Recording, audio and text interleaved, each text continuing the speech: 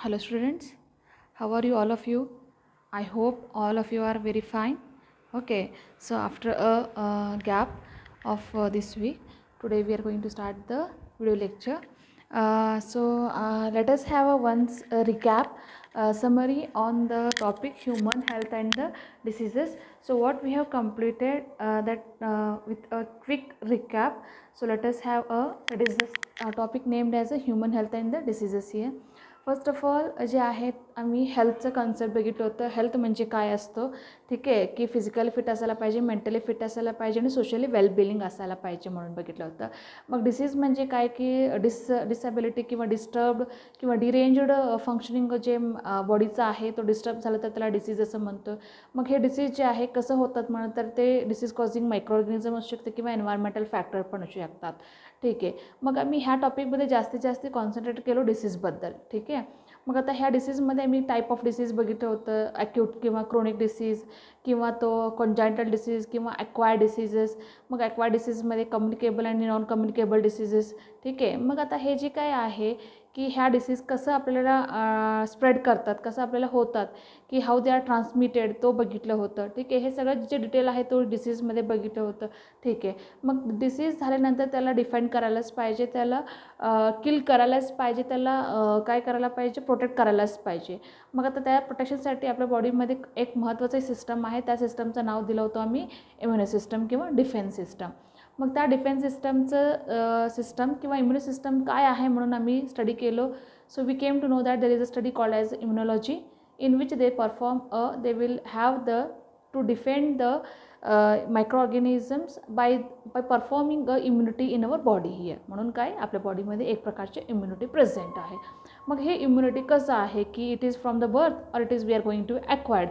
म्हणून तो इम्युनिटीचं टाईप ऑफ इम्युनिटीमध्ये आम्ही innate immunity and the acquired immunity बघितलं होतं. इनेट इम्युनिटीमध्ये काय केलं की बॉडीचे स्किन असू दे किंवा टिश्यू असू दे किंवा काही लिक्विड असू दे, काही फ्लूइड असू दे, तो सगळं काय असणार आहे इनेट इम्युनिटीमध्ये येणार. किंवा आम्ही ते बॅरियर म्हणून स्टडी केलं, जे काही स्ट्रक्चर्स आहे तो बॅरियर म्हणून नाव दिलं होतं. तर तो बॅरियर होतं की काय येतो anatomical barrier, physiological barrier, cellular barrier, phagocytic barrier, inflammation barrier, inflammatory barriers असं नाव होतं. ठीक आहे, मग त्याच्यानंतर जे आहे ॲक्वायर्डमध्ये आम्ही काय बघितलं होतं, जे काही ॲक्वायर्ड आहे त्या ॲक्वायर्डसाठी आम्हाला की पर्टिक्युलर जे आहे तो सिस्टम आहे, तो जे काही आम्हाला इम्युनिटी आहे तो इम्युनिटीमध्ये आम्ही जे काही लिम्फोसाइट्स बघितले होतं, तो लिम्फोसाइट्स म्हणून काय बी लिम्फोसाइट्स आणि टी लिम्फोसाइट्स आहे तो बघितलं होतं. हे लिम्फोसाइट्स कुठं आहे बॉडीमध्ये तर सेल्स डेफिनेटली इम्युनो सिस्टम आहे म्हणतं टिश्यू असणार, टिश्यू म्हणतं सेल असणार आहे, त्या सेलचं नाव काय लिम्फोसाइट आहे. आता लिम्फोसाइट जे आहे सेल आहे म्हणतं त्यांचं सबस्टन्स त्यांचं केमिकल रिलीज होणार तो म्हणजे अँटीबॉडी. मग अँटीबॉडी म्हणजे काय, ते स्ट्रक्चर कसं आहे ते पण बघितलं होतं. मग त्याला जे आहे ते अँटीबॉडी रिलीज करायला पाहिजे, कधी रिलीज होणार when there is that is invading of a microorganism into the body. Okay, तो असणार आहे काय अँटीजन असणार आहे. मग अँटीजन अँटीबॉडी कॉम्प्लेक्स तयार झालं than there is performing of defending the micro organism. ठीक आहे, हे मेकॅनिझम बघितलं होतं पूर्णपणे. ठीक आहे, मग त्याच्यानंतर जे आहे काही इम्युनॉलॉजी दॅट इज इम्युनोग्लोब्युलिन बघितलं होतं. बॉडीमध्ये किती प्रकारचे अँटीबॉडीजेस आहे तो आम्ही बघितलं होतं. ठीक आहे, मग त्याच्यानंतर आम्ही काय केलं, पुन्हा डिसीजमध्ये आलो. डिसीजमध्ये आम्ही कम्युनिकेबल डिसीजेस बघितलं होतं. कम्युनिकेबल डिसीजेस जे आहे that is causes through the viruses, bacteria like a protozoan, fungi and even the helminthic diseases. म्हणून आम्ही काय केलं, थोडक्यात जे आहे की थोडं फॉर्मॅटमध्ये आम्ही त्या पद्धतीने थोडंसं घेतलं होतं. तो इझी होण्यासाठी त्या पद्धतीने मी घेतले होते. कोणतं डिसीज घेतलं होतं, कम्युनिकेबल डिसीज होतं, तो कॉमन डिसीजेस होते. They are the viral diseases, they are the that is bacterial diseases, they are the fungal diseases, protozoal diseases and the helminthic diseases. ठीक आहे, हे सगळ्या कॉन्सेप्टवरून तुम्हाला नीटसाठी इम्पॉर्टंट आहे म्हणून तो घ्यायला लागले. ठीक आहे, मग आता हे झाल्यानंतर आम्ही महत्त्वाचं एक नॉन कम्युनिकेबल डिसीजला आलेले आहे. तर non communicable disease one of the disease which is again a dangerous disease.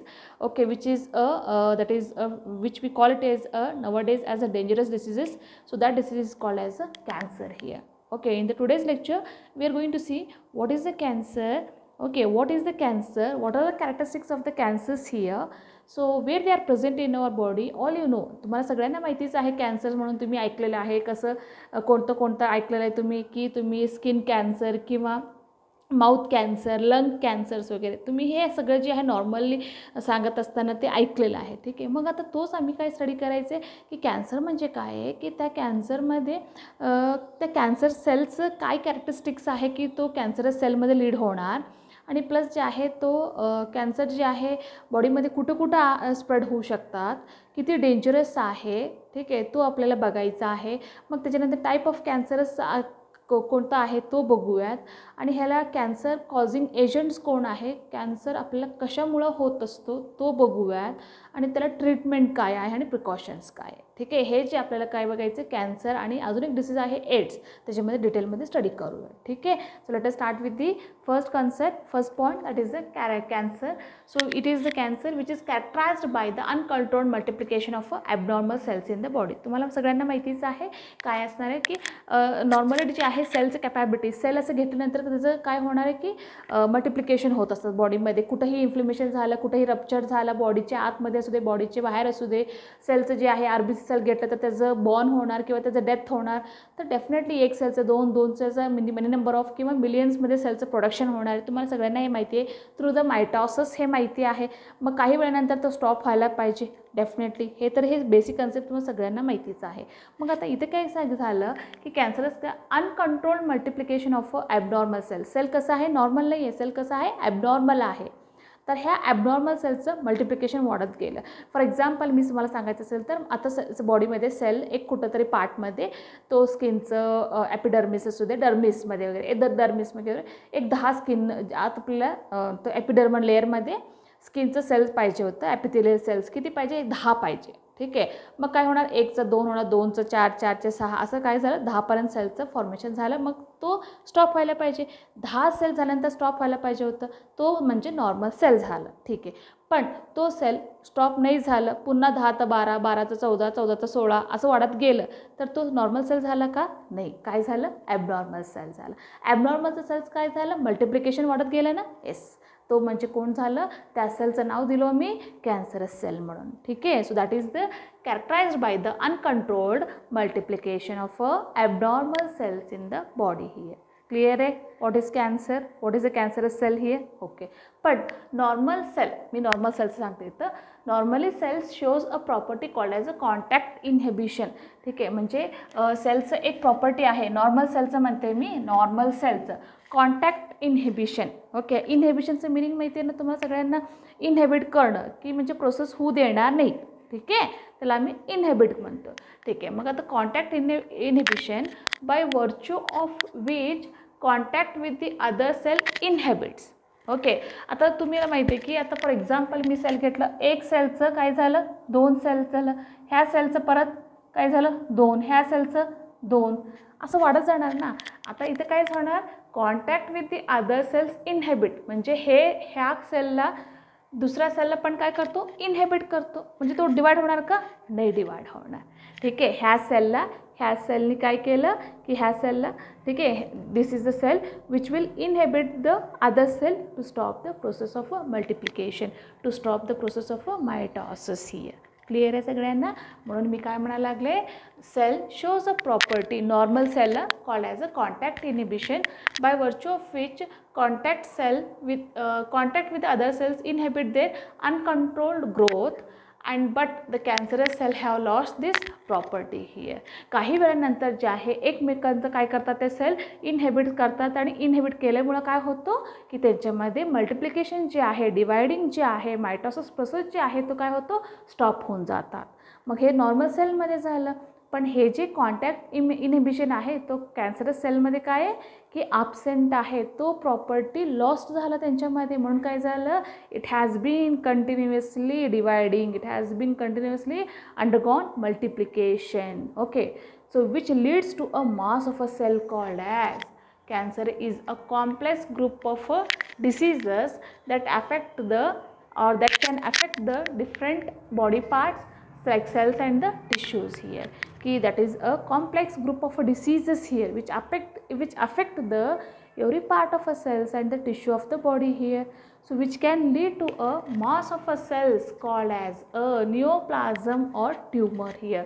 म्हणजे की तो काय झालं तर मल्टिप्लिकेशन करत गेलं तर काय जाणार की एक सेलचं दोन सेल विचार करा असं की पहिल्यांदा एक सेल होतं त्याच्यानंतर काय होणार त्याचे दोन त्याचे चार असं एक बॉल लाईक स्ट्रक्चर तयार होणार त्याला एक मास ऑफ अ सेल्स तयार होणार तर त्या मास ऑफ अ सेल्स तिथे किती 10 असायला पाहिजे होतं पण तिथं काय झालं 100 सेल्स आलेले मग तो नॉर्मल आहे का नाही आहे तिथं काय झालं एक बॉल स्ट्रक्चर तयार झालं तर तो मास ऑफ अ सेल झालं त्या मास ऑफ सेलला मी काय म्हणणार ट्यूमर असं म्हणणार किंवा निओप्लाझम असं म्हणणार लक्षात आलं तुम्हाला निओचं मिनिंग काय न्यू प्लाझम म्हणजे ग्रुप ऑफ अ सेल्स ठीक आहे so that is the new formation of a cell is called nothing but the neoplasm किंवा मास ऑफ अ सेल किंवा स्वेलिंग जे आहे त्या पार्टमध्ये झालेले आहे की ठीक आहे किंवा लम्प्स लाईक फॉर्मेशन झालं म्हणून त्याला काय म्हणतो आम्ही दॅट इज द ट्यूमर असं म्हणतोय ठीक आहे आणि जे सेलचं फॉर्मेशन होत गेलं किंवा त्यांचं लाईफ वाढत गेलेले आहे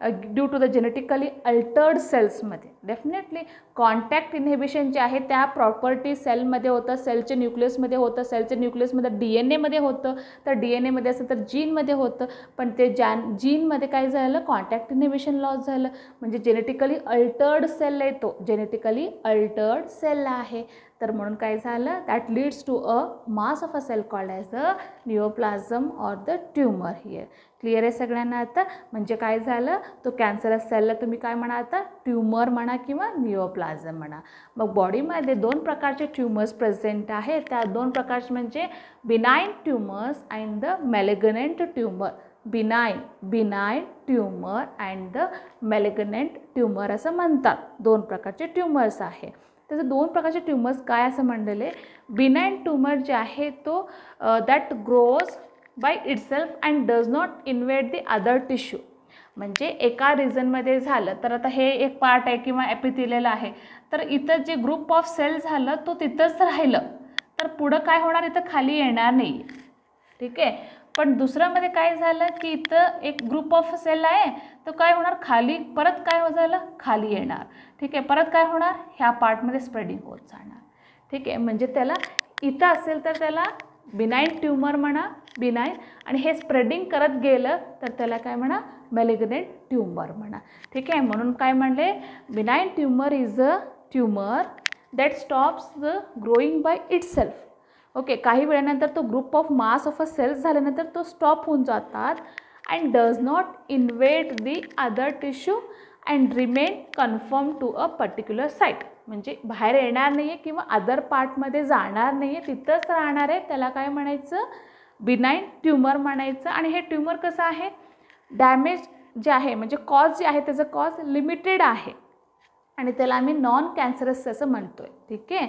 and but it divides uncontrolled manner ठीक आहे डिवायडिंग जे आहे तो असतातच त्यांच्यामध्ये आणि मॅलिग्नंट ट्यूमरमध्ये म्हणजे हे ॲक्च्युअल कॅन्सरस ट्यूमर्स आहे which grow and invade the other tissue showing most important process called as a metastasis important आहे मेटास्टॅसिस असं म्हणते मी ठीक आहे म्हणजे आता विचार करा तुम्ही बिनाइन ट्यूमर आणि malignant tumour benign tumour for example ब्रेनमध्ये झालेले ट्यूमर ब्रेन ट्यूमर असं तुम्ही ऐकलेलं आहे ब्रेन ट्यूमर इथं झाल्यानंतर तो तिथेच आहे कुठंही बॉडीमध्ये स्प्रेड झालं नाही ठीक आहे म्हणजे तो काय झालं बिनाइन ट्यूमर झालं आणि इकडे मॅलिग्नंट ट्यूमर म्हणजे आहे तो आता स्टमकमध्ये असू दे किंवा युट्राईनमध्ये असू दे युट्रसमध्ये ठीक आहे तो झालं तर बॉडीमध्ये स्प्रेड झालं स्टमकपासून जे युट्रसमध्ये गेलं ठीक आहे असं जे स्प्रेडिंग आहे त्याला काय म्हणतो तिथं मी मॅलिग्नंट ट्यूमर असं म्हणतो आहे ठीक आहे एक जे आहे तिथंच राहणारा ट्यूमर एक जे आहे फिरणारा ट्यूमर राहणारा ट्यूमरला बिनाइन ट्यूमर म्हणा फिरणारा ट्यूमरला काय म्हणायचं मॅलिग्नंट ट्यूमर म्हणायचं पण ह्यातलं सिरियस आणि डेंजर कोणतं आहे मॅलिग्नंट ट्यूमर आहे त्याला कॅन्सरस ट्यूमर असं म्हणतो आहे बिनाइन ट्यूमर एवढं डॅमेज नाही आहे किंवा एवढं जे आहे तो डिसीज कॉझिंग असं नाही आहे which is the curable which is not the life threatening okay पण malignant is a life threatening disease ही आहे क्लिअर आहे सगळ्यांना हे होता आजचा concept what is a cancerous cell and what are the type of these tumors here okay thank you